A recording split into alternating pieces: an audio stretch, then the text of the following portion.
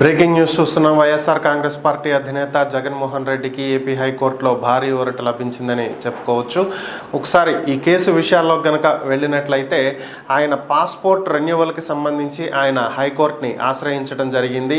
2024 సార్వత్రిక ఎన్నికల ఫలితాల తర్వాత వైఎస్ఆర్ కాంగ్రెస్ పార్టీ ఓటమి పాలవడంతో ఆయనకు డిప్లొమసీ పాస్పోర్ట్ రద్దు చేయడం జరిగింది. దీంతో ఆయన సాధారణ పాస్పోర్ట్ మీదే ట్రావెల్ చేయాల్సినటువంటి పరిస్థితి.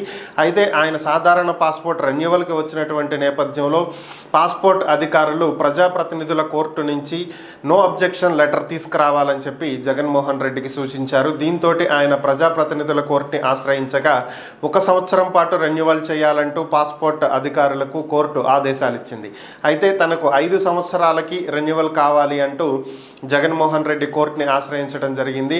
ఈ నేపథ్యంలోనే ఈ కేసుని ఏపీ హైకోర్టులో విచారణ చేయడం జరిగింది. ఏపీ హైకోర్టు దీని మీద విచారణ చేపట్టి చివరకు జగన్మోహన్ రెడ్డి కోరిన విధంగానే 5 సంవత్సరాలకు పాస్పోర్ట్ని రెన్యువల్ చేయాలని 1 సంవత్సరానికి చేయవద్దంటూ పాస్పోర్ట్ అధికారులకు ఆదేశాలు ఇవ్వడం జరిగింది.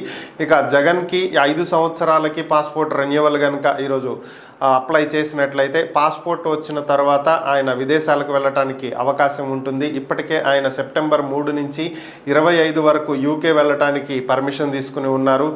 ఇప్పటికి 11 రోజులు అయిపోయింది. సో ఇక మిగిలినటువంటి రోజుల్లో అయినా సరే వెళ్ళేటువంటి అవకాశం ఉందా లేదా అనేది చూడాల్సి ఉంది.